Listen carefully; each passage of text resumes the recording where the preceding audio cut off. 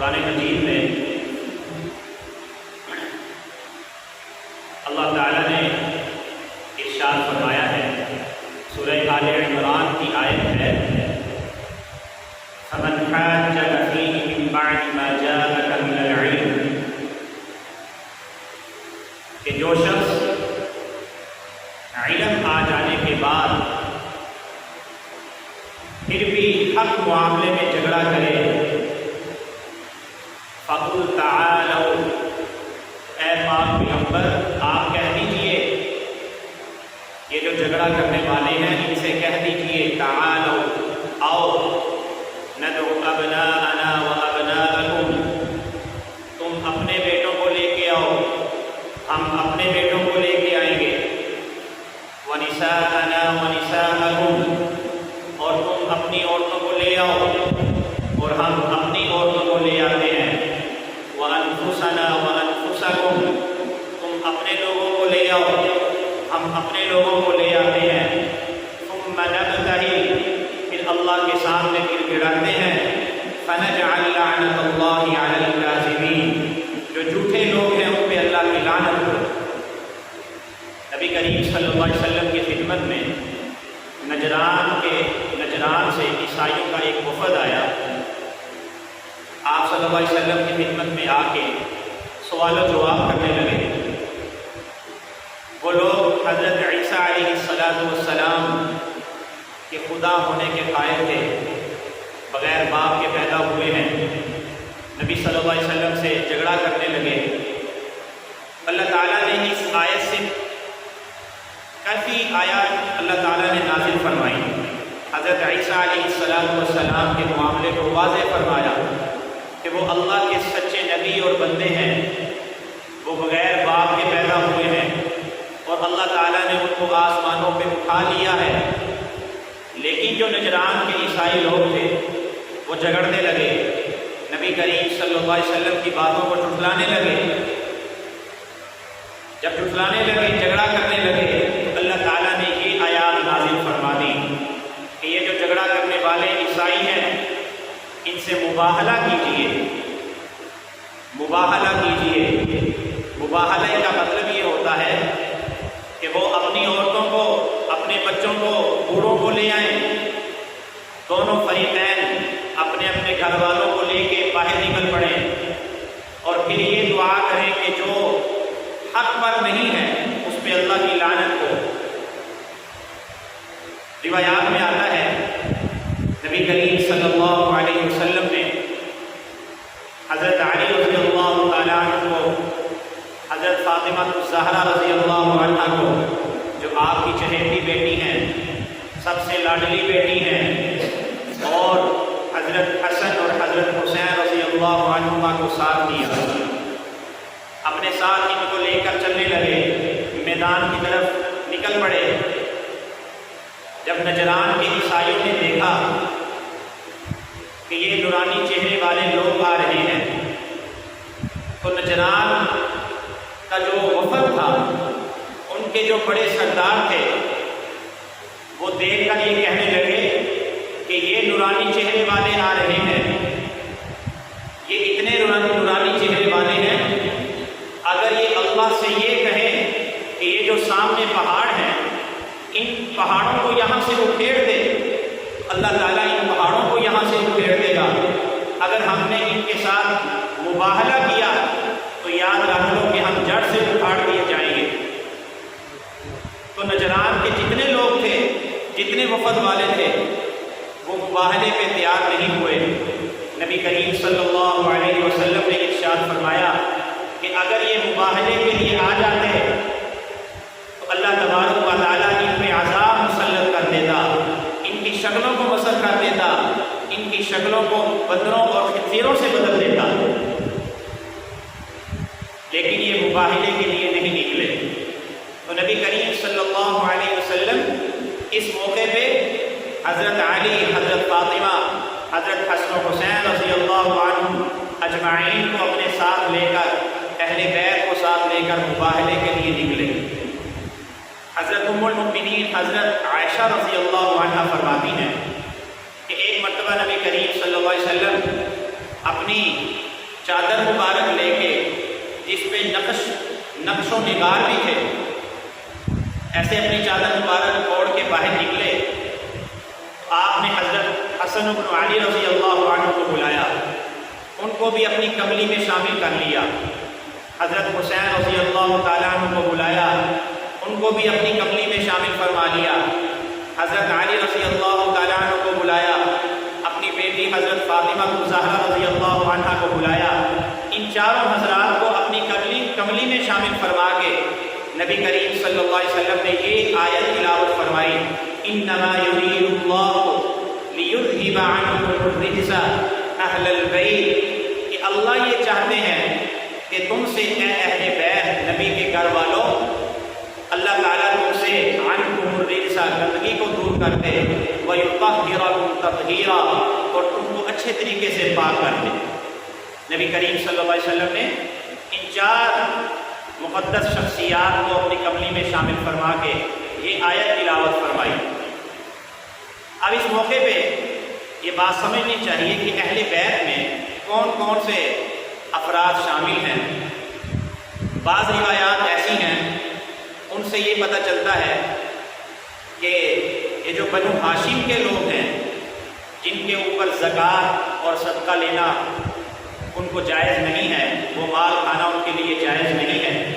بعض روایات سے پتہ چلتا ہے کہ اہل بیت میں بنو ہاشم کے لوگ مراد ہیں، اور اہل بیت، اور بعض روایات سے یہ پتہ چلتا ہے کہ اہل بیت سے مراد آپ صلی اللہ علیہ وسلم کی ازواج مطہرات ہیں، اور بعض روایات ایسی ہیں جن سے پتہ چلتا ہے کہ اہل بیت حضرت علی رضی اللہ عنہ، حضرت فاطمہ اور آپ کے دونوں بیٹے حضرت حسن و حسین رضی اللہ عنہما شامل ہیں۔ یہ مختلف قسم کی روایات ہیں۔ اور پھر یہ جو قرآن کی یہ جو آیت ہے جو آپ کے سامنے میں نے تلاوت کی ہے، انما یرید اللہ لیذھب عنکم الرجس اہل البیت، نبی کریم صلی اللہ علیہ وسلم نے ان چار شخصیات کو اپنی چادر میں شامل فرما کے یہ آیت تلاوت فرمائی۔ اب یہ جو آیت ہے یہ سورۃ الاحزاب کی آیت ہے، یہ سورۃ الاحزاب کی چوتھے رکوع کی آیت ہے۔ یہ چوتھا رکوع شروع ہو رہا ہے، یا ایھا النبی قل لازواجک و بناتک، نبی کریم صلی اللہ علیہ وسلم کی جو ازواج مطہرات ہیں اللہ تعالیٰ نے ان کو مخاطب کیا ہے۔ جب غزوہ خندق ہوا، نبی کریم صلی اللہ علیہ وسلم کے پاس مال غنیمت آنا شروع ہوا، تو آپ کی جو ازواج مطہرات تھیں تو نبی کریم صلی اللہ علیہ وسلم کی خدمت میں حاضر ہوئی۔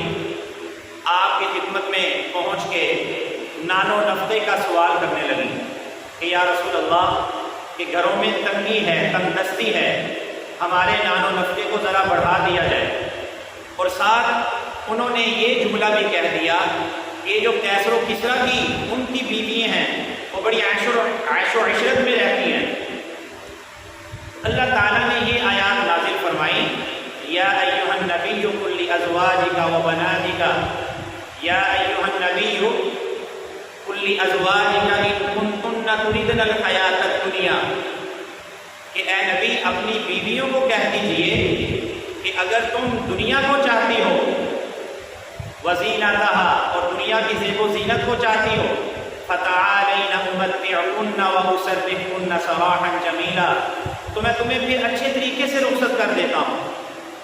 وَإِن كُنتُنَّ تُرِدْنَ اللَّهَ وَرَسُولَهُ وَالدَّارَ الْآخِرَةَ، لیکن اگر تم اللہ اور اللہ کے رسول کو چاہتی ہو، آخرت کو چاہتی ہو، فَإِنَّ اللَّهَ أَعَدَّ لِلْمُحْسِنَاتِ مِنْكُنَّ أَجْرًا عَظِيمًا، تو اللہ تعالیٰ نے تمہارے لیے بڑا اجر عظیم تیار کر کے رکھا ہے۔ یا نساء النبی من یأتی منکن بفاحشہ، اے نبی کی بیویوں اگر تم برائی کرو گی تو باقی عورتوں سے زیادہ تم لوگوں کو گناہ ہوگا۔ اور اللہ تعالیٰ نے ارشاد فرمایا کہ اگر تم اچھا کام کرو گی، نیکی کا کام کرو گی، تو دوسری عورتوں سے تمہیں زیادہ اجر و ثواب ملے گا، دوہرا اجر ملے گا۔ تو اللہ تعالیٰ نے نبی کریم صلی اللہ علیہ وسلم کی ازواج کو مخاطب کرتے ہوئے ان کو سمجھایا، اور آگے یہ بھی ارشاد فرمایا، یا نساء النبی لستن کاحد من النساء، کہ اے نبی کی بیویوں تم دوسری عام عورتوں کی طرح نہ ہو جاؤ. ان اتقیتن فلا تخضعن بالقول، تم اللہ سے ڈرو اور مردوں کے ساتھ نرمی سے بات نہ کرو. فیطمع الذی فی قلبہ مرض وقلن قولا معروفا، اگر تم مردوں سے نرمی سے بات کرو گی، ترنم کے ساتھ بات کرو گی، تو جو جن کے دلوں میں روگ ہے، بیماری ہے، مرض ہے، بری بات چھپی ہے، تو وہ کہیں تمہاری طرف مائل نہ ہو جائے. اب اس آیت پہ ذرا غور کیجئے کہ اللہ تعالیٰ نے ارشاد فرمایا ہے کہ تم نرمی سے بات نہ کرنا.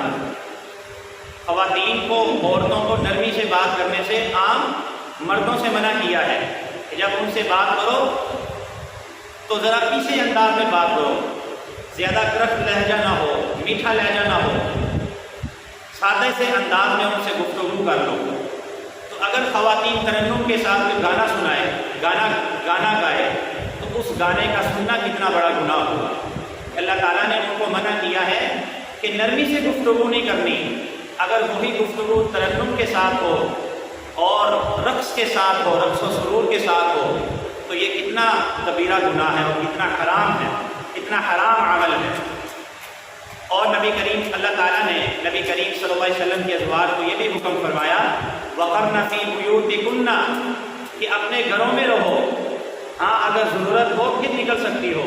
وَلَا تَبَرَّجْنَ تَبَرُّجَ الْجَاهِلِيَّةِ الْأُولَى، اور جو پہلی جاہلیت ہے، جو جاہلیت کا زمانہ ہے، اس طرح کی زیب و زینت نہ دکھاتی پھرو. اس آیت میں اللہ تعالیٰ نے فرمایا وَلَا تَبَرَّجْنَ تَبَرُّجَ الْجَاهِلِيَّةِ الْأُولَى، جاہلیت الاولیٰ سے مراد نبی کریم صلی اللہ علیہ وسلم کی نبوت سے پہلے والا زمانہ مراد ہے. تو اس سے مفسرین لکھتے ہیں کہ اس سے اس طرف اشارہ ہوتا ہے نبی کریم صلی اللہ علیہ وسلم کی بعثت کے بعد ایک ایسا زمانہ آنے والا ہے جو جاہلیت کے زمانے سے بھی برا ہوگا. کہ جاہلیت کے زمانے میں خواتین فحاشی کے ساتھ، عریانی کے ساتھ باہر نکلتی تھی. تو اللہ تعالیٰ نے فرمایا تبرج الجاہلیۃ الاولیٰ، کہ جو پہلی جاہلیت تھی اس طرح کی زیب و زینت نہ کرو. تو اس سے یہ پتہ چلتا ہے کہ بعد میں ایک دور آنے والا ہے جو جاہلیت ثانیہ ہوگا، نبی کریم صلی اللہ علیہ وسلم کی بعثت اور آمد کے بعد ہوگا. وہ جاہلیت کے زمانے سے زیادہ خطرناک ہوگا، اور اس زمانے کی عورتیں جاہلیت کے زمانے کی عورتوں سے زیادہ خطرناک ہوں گی. تو یہ دور نہیں ہے، بعید نہیں ہے کہ جو آج کا دور ہے، آج کا زمانہ چل رہا ہے، جو وقت اور ماحول چل رہا ہے، اس آیت سے اس دور کی طرف اشارہ ہوتا ہے کہ وہ زمانہ آنے والا ہے کہ جب عورتیں جاہلیت کے زمانے کی عورتوں سے زیادہ سنور کے باہر نکلا کریں گی اور اپنا جسم دکھائیں گی. تو یہ آج کا دور ہے جس کی قرآن پاک میں پیشن گوئی کرتی تھی. تو مردوں کو یہ چاہیے کہ ان چیزوں سے بچیں، اپنی نظروں کی حفاظت کریں. تو اللہ تعالیٰ نے ازواج مطہرات کو حکم فرمایا وَلَا تَبَرَّجْنَ تَبَرُّجَ الْجَاهِلِيَّةِ الْأُولَىٰ، کہ جو جاہلی زمانے کی عورتیں ہیں، نبوت سے پہلے کا جو زمانہ تھا، عورتیں بن سور کے باہر نکلا کرتی تھیں، ان کی طرح بن سور کے باہر نہ نکلو. وَأَقِمْنَ الصَّلَاةَ، نماز قائم کرو. وَآتِينَ الزَّكَاةَ، اور زکوٰۃ ادا کرو. اس کے بعد اللہ تعالیٰ نے ارشاد فرمایا اِنَّمَا يُرِيدُ اللَّهُ لِيُذْهِبَ عَنْكُمُ الرِّجْسَ أَهْلَ الْبَيْتِ، کہ اللہ یہ چاہتے ہیں کہ نبی کے گھر والوں سے گندگی کو دور کر دے. وَيُطَهِّرَكُمْ تَطْهِيرًا، اور تم لوگوں کو اللہ تعالیٰ پاک کر دے. پھر اس کے بعد ارشاد فرمایا وَاذْكُرْنَ مَا يُتْلَىٰ فِي بُيُوتِكُنَّ، کہ اے نبی کی بیویوں ذکر کرو، تلاوت کرو ان آیات کا جو تمہارے گھروں میں پڑھی جاتی ہیں، اتاری جاتی ہیں. اب دیکھیے یہ جو آیت ہے انما یرید اللہ، جس میں اہل بیت کا اللہ تعالیٰ نے لفظ بولا ہے، اس سے پچھلی آیات میں اور اس سے اگلی آیات میں اللہ تعالیٰ نے ازواج مطہرات کو مخاطب کیا ہے. اس کو مخاطب کیا ہے اللہ کے نبی، اللہ نے اپنے نبی کی بیویوں کو، ہماری ماؤں کو مخاطب کیا ہے. تو اہل بیت میں اس سے ظاہری طور پر مراد کون ہے؟ نبی کریم صلی اللہ علیہ وسلم کی ازواج مطہرات ہیں. براہ راست اہل بیت سے مراد کون ہیں؟ نبی کریم صلی اللہ علیہ وسلم کی ازواج مطہرات مراد ہیں. لیکن نبی کریم صلی اللہ علیہ وسلم نے جو اپنی کملی میں حضرت علی، حضرت فاطمہ، حضرت حسن و حسین رضی اللہ عنہ اجمعین کو شامل فرمایا، ان کو بھی نبی کریم صلی اللہ علیہ وسلم نے اہل بیت میں شامل فرمانے کے لیے اپنی مبارک کملی میں کیا کیا تھا؟ اوڑھ لیا تھا، ان کو شامل فرما لیا تھا، اور پھر یہ آیت تلاوت فرمائی تھی کہ اے اللہ یہ بھی میرے اہل بیت میں سے ہیں، ان کو بھی اہل بیت میں شمار فرما دیجیے۔ تو اس آیت سے بھی یہ پتہ چلتا ہے کہ اہل بیت اس مفہوم میں نبی کریم صلی اللہ علیہ وسلم کی ازواج مطہرات بھی شامل ہیں، اور حضرت علی، حضرت فاطمہ، حضرت حسن و حسین بھی شامل ہیں۔ ایک لحاظ سے خاندان ہے، نبی کریم صلی اللہ علیہ وسلم کا جو خاندان ہے بنو ہاشم، کہ اس میں آل جعفر ہیں، آل عقیل، آل عباس اور آل جعفر ہیں۔ یہ جو 4 خاندان ہیں ان کو بنو ہاشم کہا جاتا ہے، اور ان کے لیے زکوٰۃ اور صدقے کا مال لینا حرام ہے، کھانا جائز نہیں ہے۔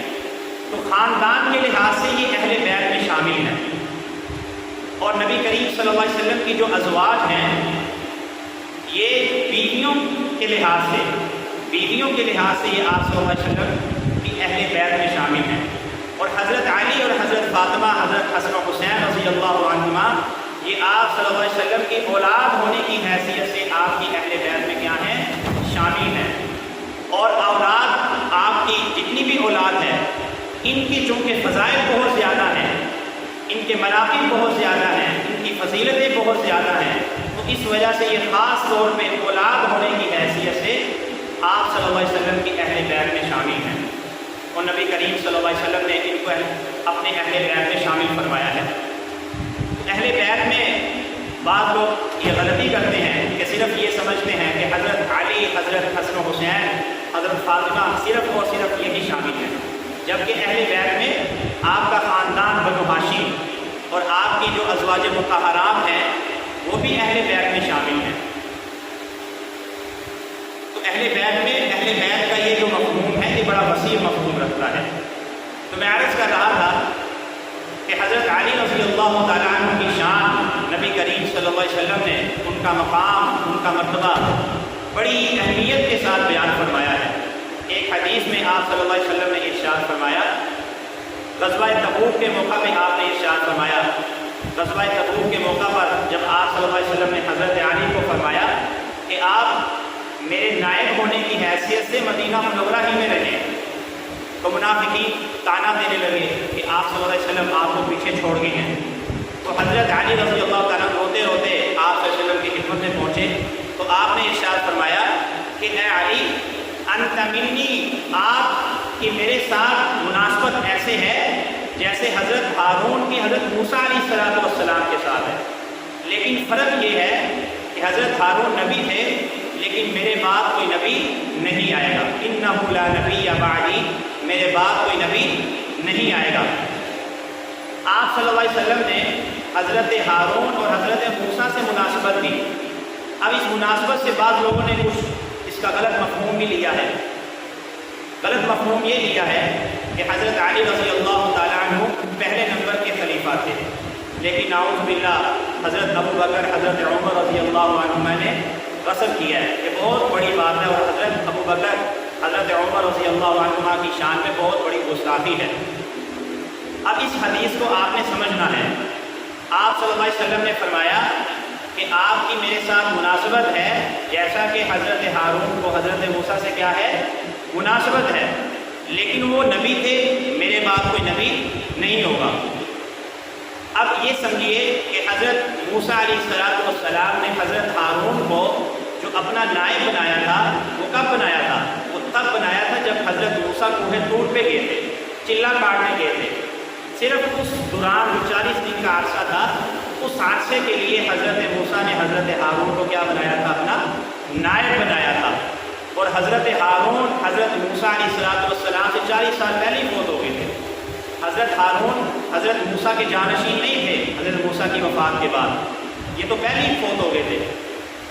اسی طریقے سے نبی کریم صلی اللہ علیہ وسلم نے جو حضرت علی رضی اللہ تعالیٰ عنہ کو فرمایا کہ آپ کی میرے ساتھ مناسبت رشتہ داری میں ایسے ہیں جیسے حضرت ہارون کی حضرت موسیٰ کے ساتھ تھی، اور حضرت موسیٰ نے حضرت ہارون کو اپنا نائب بنایا تھا، تو آپ کے غزوہ تبوک کے موقع پہ کیا ہیں، میرے نائب ہیں۔ اس کا یہ مطلب نہیں ہے کہ آپ میرے بعد خلیفہ ہوں گے، اس کا یہی مطلب ہے کہ آپ میری غیر موجودگی میں یہ جو جتنے عرصے کے لیے میں مدینے سے غیر حاضر ہوں، آپ یہاں میرے قائم مقام رہیں گے۔ اور پھر مدینہ منورہ میں اس دوران جو امامت کے فرائض سر انجام دیتے رہتے وہ حضرت عبداللہ ابن ام مکتوم رضی اللہ عنہ تھے۔ حضرت علی رضی اللہ تعالیٰ عنہ کی ذمہ داری یہ تھی کہ لوگوں کی نگرانی کریں گے صرف، لیکن یہ جو مصلی کی نگرانی تھی، نماز پڑھانے کی ذمہ داری، یہ حضرت عبداللہ ابن ام مکتوم رضی اللہ عنہ کی تھی۔ حضرت علی رضی اللہ تعالیٰ عنہ فرمایا کرتے تھے کہ نبی کریم صلی اللہ علیہ وسلم نے فرمایا کہ علی آپ کی مناسبت حضرت عیسیٰ کے ساتھ بھی ہے۔ اس کے ساتھ مناسبت ہے، حضرت عیسیٰ علیہ السلام کے ساتھ ہے۔ کیسے مناسبت ہے کہ حضرت عیسیٰ علیہ السلام بغیر باپ کے پیدا ہوئے، جب حضرت مریم حضرت عیسیٰ علیہ السلام کو لے کر آئیں تو لوگ تانا دینے لگے اور یہودی ان کے بڑے خلاف ہو گئے۔ حضرت عیسیٰ علیہ السلام کے یہودی بہت خلاف ہیں، اور کچھ لوگ ایسے ہیں کہ انہوں نے حضرت عیسیٰ علیہ السلام سے اتنی محبت کی، محبت میں آ کے اتنی زیادہ محبت کی کہ حضرت عیسیٰ کو خدا کا مقام دے دیا۔ تو آپ صلی اللہ علیہ وسلم نے فرمایا کہ آپ کی مشابہت بھی حضرت عیسیٰ کے ساتھ ہے، کہ بعض گروہ ایسا ہوگا، کچھ قومیں ایسی ہوں گی کہ میرے علی آپ کے ساتھ وہ بہت بغض رکھیں گی، جیسے یہ خوارج کا طبقہ تھا۔ یہ حضرت علی المرتضیٰ رضی اللہ عنہ کے ساتھ بڑی ان کو دشمنی تھی، بڑا بغض تھا، جیسے یہودیوں کو حضرت عیسیٰ کے ساتھ تھا۔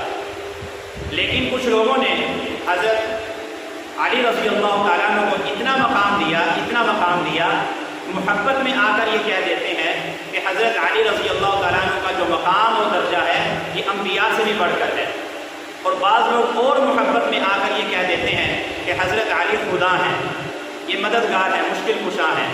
تو حضرت علی رضی اللہ تعالیٰ عنہ کے حوالے سے ہمارے معاشرے میں بہت زیادہ غلط فہمیاں پائی جاتی ہیں۔ حضرت علی رضی اللہ تعالیٰ عنہ کی شان بہت زیادہ ہے۔ ایک روایت میں آتا ہے کہ سب سے زیادہ ان کی شان ہے، سب سے زیادہ حضور علیہ السلام نے ان کے فضائل رکھے ہیں۔ لیکن محبت کا جو درجہ ہے، محبت کا درجہ وہی ہونا چاہیے جو نبی کریم صلی اللہ علیہ وسلم نے امت کو بتلایا ہے۔